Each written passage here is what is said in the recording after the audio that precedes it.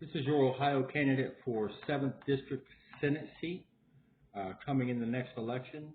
But more so than that, I'm doing this to educate younger adults on the fact that change comes from within. Change does not come through Washington, through Columbus, until you develop something you believe in, something that you think is positive, and something that causes positive things to happen, like our bill, Mothers of Mercy 3.2. What it does to society is provides assistance doing God's work from the people who administer the tithes in our churches. It holds Christians and other religious denominations accountable for the persona that comes out in the Bible scriptures that they live their life by.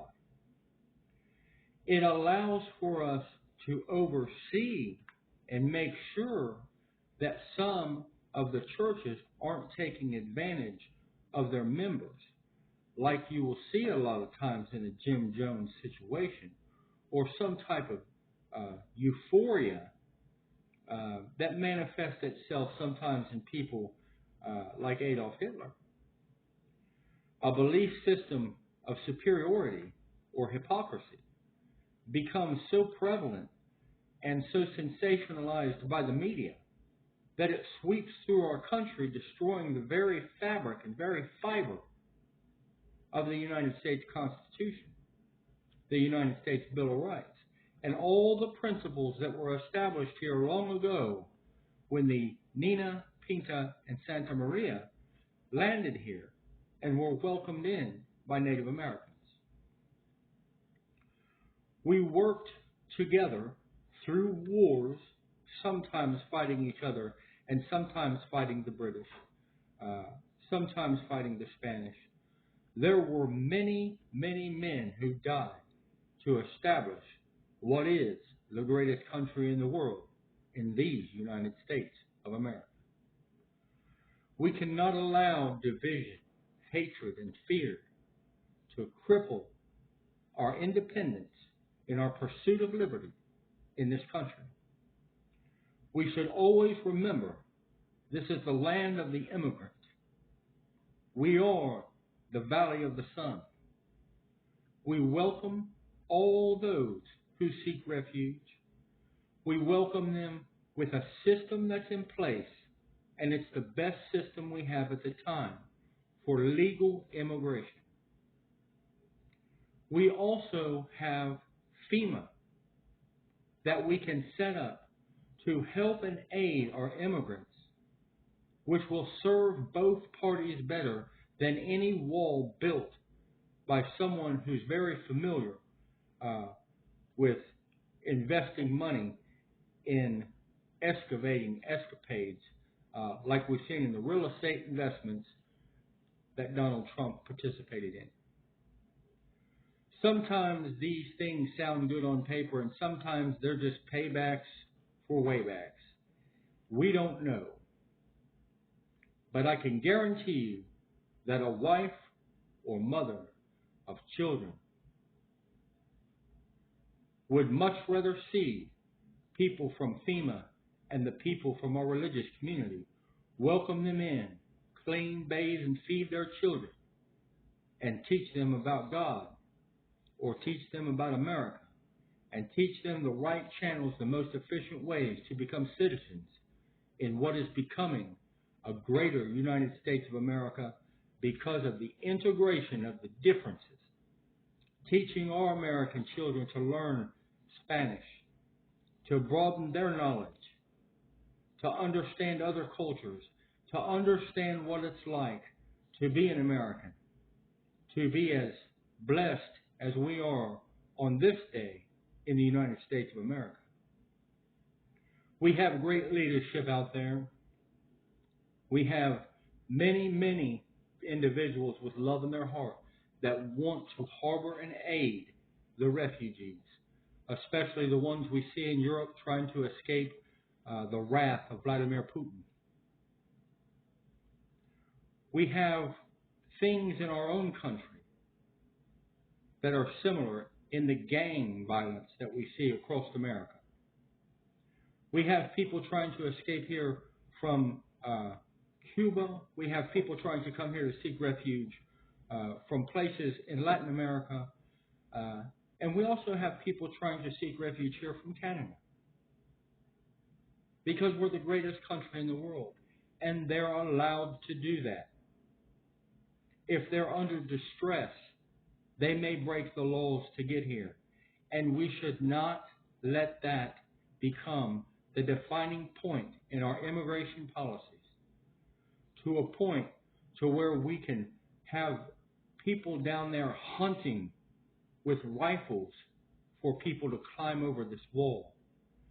We need to remember the great day that Ronald Reagan told the Germans to tear down the wall and become one unified people, learning together to overcome together these great challenges in our lives. Today I send a message out very proudly to my favorite state in the United States of America, Florida.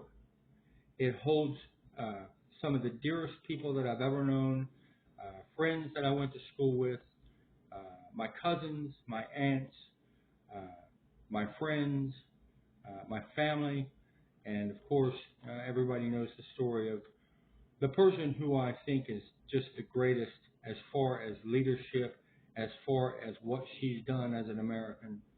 And I hope by sending this out to Senators Rubio and Senator Scott and Governor DeSantis that we can bring attention to the U.S. for Hope community outreach programs.